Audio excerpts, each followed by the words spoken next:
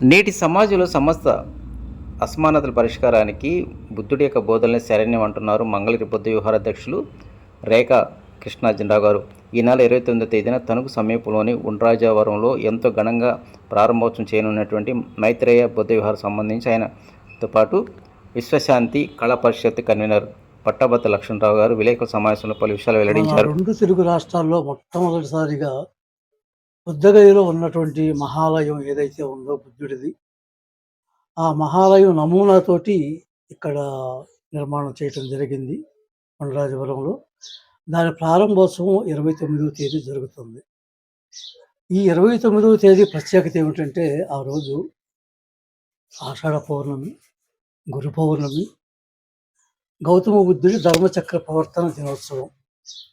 అంటే ధర్మచక్ర ప్రవర్తన దినోత్సవం అంటే గౌతమ బుద్ధుడు జ్ఞానోదయం పొందిన తర్వాత 2 మాసాలకి బుద్ధగయ నుంచి కాలి నడకన వారణాసి పక్కనే ఉన్నటువంటి జింకలవనం సారనాథకు విచ్చేసి అక్కడ తన పూర్వపు శిష్యులైనటువంటి ఒక 5గురు భిక్షువులకు ఆయన కనుగొన్నటువంటి, ఆయన పొందినటువంటి జ్ఞానోదయ జ్ఞానాన్ని, ఆయన కనుగొన్నటువంటి సత్యాలను వాళ్ళకి తెలియజేసినటువంటి రోజు.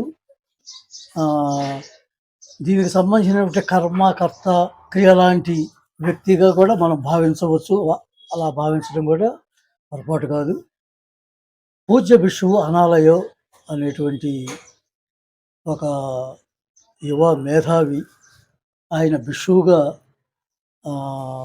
ధర్మదీక్ష తీసుకొని, ఇష్టమైనటువంటి ప్రత్యేకత ఏమిటంటే, ఆ భిక్షువు గారి బోధనలు వినటానికి కేవలం బౌద్ధం పట్ల ఆసక్తి ఉన్నటువంటి వాళ్ళు మాత్రమే కాకుండా, బౌద్ధులు అనే కాకుండా, అంబేద్కర్ వాదులు అనే కాకుండా హిందువులు అక్కడికి వస్తారు ఎంతోమంది.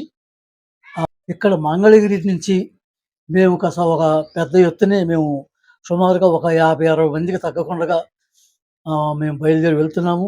ఒక 10 నుంచి 15 కార్లు ఇక్కడ సిద్ధం చేసుకుంటున్నాము. మేము తెల్లవారుజామునే ఇక్కడ మంగళగిరిలో ఉన్నటువంటి తాటిపాము లక్ష్మీ పెరుమాళ్ గారు నిర్మించినటువంటి స్వేచ్ఛా బుద్ధ విహార దగ్గర స్టార్టింగ్ పాయింట్ పెట్టుకొని అక్కడి నుంచి బయలుదేరి మేము ఆ రోజు సుమారు 9 ఆ ప్రాంతంలో తణుకు ఉండ్రాజవరం వెళ్ళటానికి మేము ప్రణాళిక సిద్ధం చేసుకున్నాం.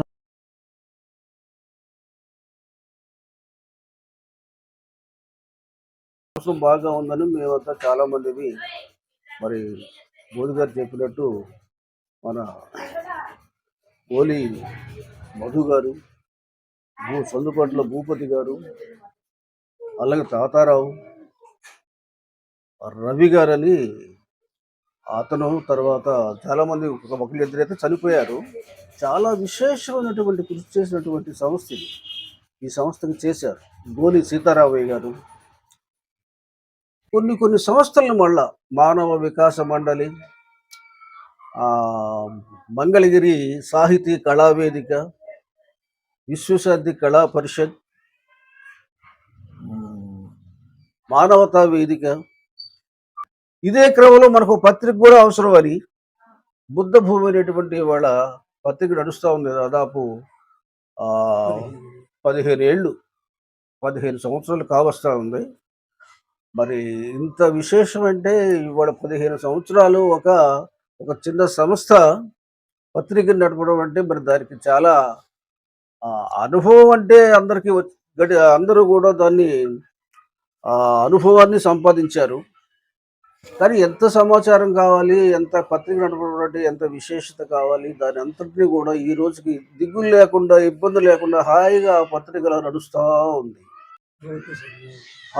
బౌద్ధ సమ్మేళన సామాన్యమైన విషయం కాదు అది. విజయవాడ సిద్ధార్థ కాలేజీలో అసలు అది ఎవరి వల్ల సాధ్యపడేది కాదు. కార్యక్రమాలు కూడా చాలా చేసి ఉన్నాం. చాలా మంది ప్రజలు ఆకర్షితులయ్యారు.